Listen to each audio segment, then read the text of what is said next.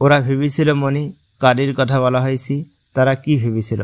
উত্তর, কবি কামিনী রায় তার স্মৃতিচিহ্ন কবিতায় একদল লোভী মানুষের কথা বলতে চেয়েছেন, যারা নিজেদের জয়গাথার গৌরব ইট কাঠ পাথরে খোদাই করে রাখার জন্য স্মৃতিসৌধ নির্মাণ করেছিল। তারা কি ভেবেছিল? উত্তর, তারা চিরদিনের জন্য নিজেদের নাম সমুজ্জ্বল রাখার কথা ভেবেছিল। তারপরে প্রশ্ন, মূর ওরা কবিতায় কাদের মূর বলা হয়েছে?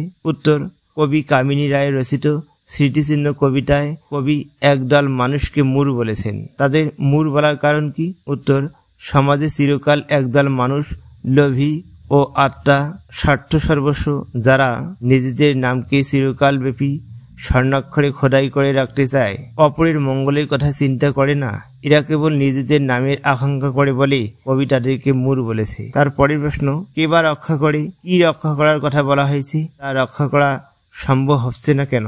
উত্তর, কবি কামিনী রায় রচিত স্মৃতিচিহ্ন কবিতায় নাম যশ গৌরবের জয়গাথা রক্ষা করার কথা বলা হয়েছে, তা রক্ষা করা সম্ভব হচ্ছে না কেন? উত্তর, একদল মূর ব্যর্থ মনস্কামনা করেছিল যে চিরকাল তাদের নাম অক্ষুণ্ণ রয়ে যাবে। সে কারণে তারা ইট কাঠ পাথরের স্মৃতিসৌধ রচনা করে তাতে নিজেদের নাম খোদাই করে রেখেছিল। মহাকালীর অমোঘ নিয়মে তা ভগ্ন স্তূপে পরিণত হয়েছে, ফলে তাদের মনোবাসনা রক্ষা করা সম্ভব হয়নি। পরের প্রশ্ন, কাল স্রোতে কাদের নাম ধুয়ে যায়, সেই স্রোতে কাদের স্মৃতি গ্রাস করতে পারে না? উত্তর, কাল স্রোত হলো মহাকালের রথচক্র, যা চিরকাল আপন গতিতে বয়ে চলেছে। একদল অহংকারী মানুষ নিজেদের ক্ষমতায় জোরে মহাকালের জাগতিক নিয়মের গতিকে রুদ্ধ করতে চায়, নিজেদের প্রতাপের বলে নিজেদের জয়গাথাকে চির অম্লান করে রাখতে চায়, স্বর্ণাক্ষরে নাম লিখে রেখে যেতে চায়, কিন্তু ক্ষমতা শেষ হলেই সেসব নাম ধুয়ে যায়। স্মৃতি গ্রাস করতে পারে না কেন?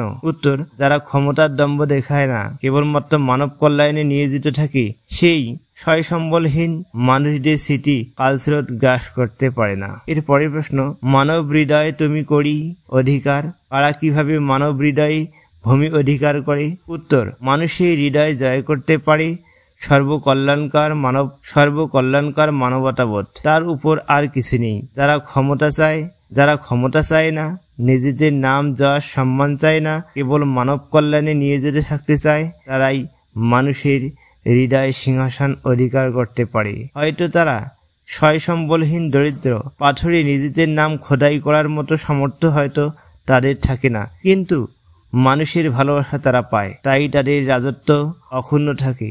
মহাকালের স্রোত তাদের ধুয়ে মুছিয়ে দিতে পারে না। কবিতায় পরের প্রশ্ন, কবিতায় কবি কোন স্মৃতিকে কেন অবিনশ্বর ও নিত্য সমুজ্জ্বল বলেছেন? উত্তর, মানবদরদী কবি কামিনী রায় স্মৃতিচিহ্ন কবিতায় স্মৃতিকে দুটি বিশেষ ভাগে উপস্থাপন করেছেন। স্মৃতি হলো অতীতের রোমন্থন, যে স্মৃতি সুখ স্মৃতি তা চিরন্তন, আর যা অবিনশ্বর আর দুঃখবহ তা ক্ষণিকের।